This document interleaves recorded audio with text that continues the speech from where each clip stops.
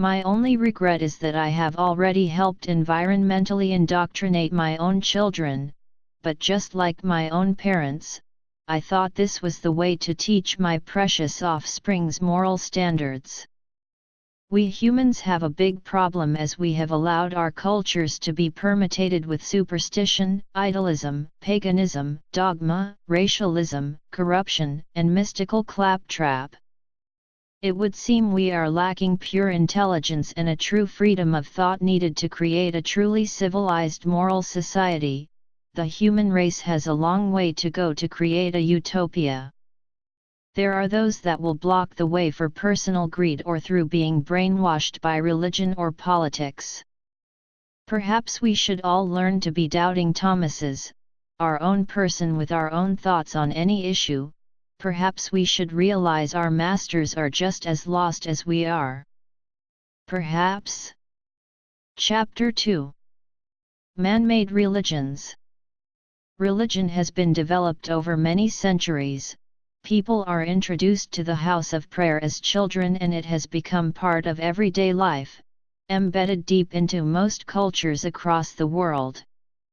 Due to the nature of the religion and the power of the leaders of the various faiths, laws and governing are affected immensely and very noticeably.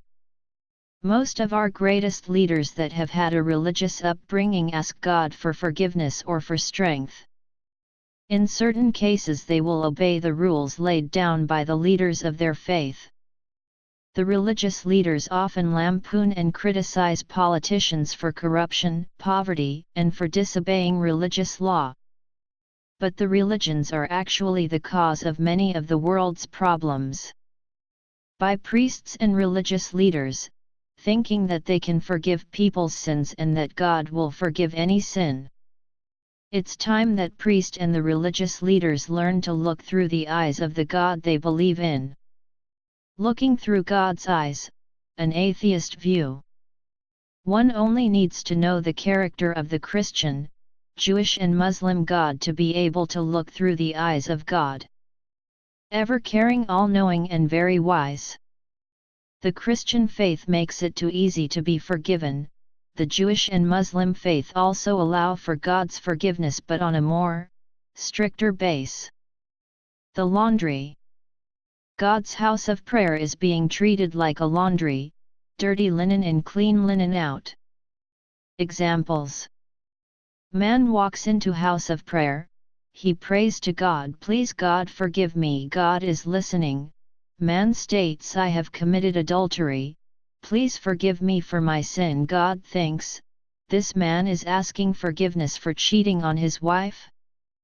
This is the 6th time. God says in annoyance, all these people are my children including this man's wife. I deeply regard her feelings on this issue. Before he can be forgiven by me, he has to be forgiven by his wife. Man walks away from his house of prayer where he thought he lightened his load, ready to sin again. High-ranking government official walks into house of prayer, he prays to God, please God forgive me, God is listening.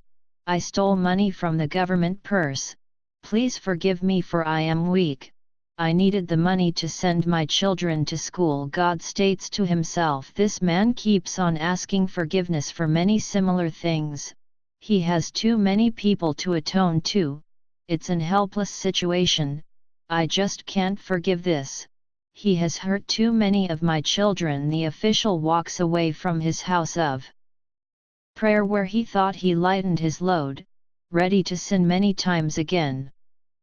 A woman walks into house of prayer, she prays to God, please God, I would like a rich husband to support me and buy jewelry and all the luxury items that I've always dreamed of. God simply doesn't listen to selfish people. But the devil does. The woman walks away from his house of prayer to misguidedly wait for God to grant her wish.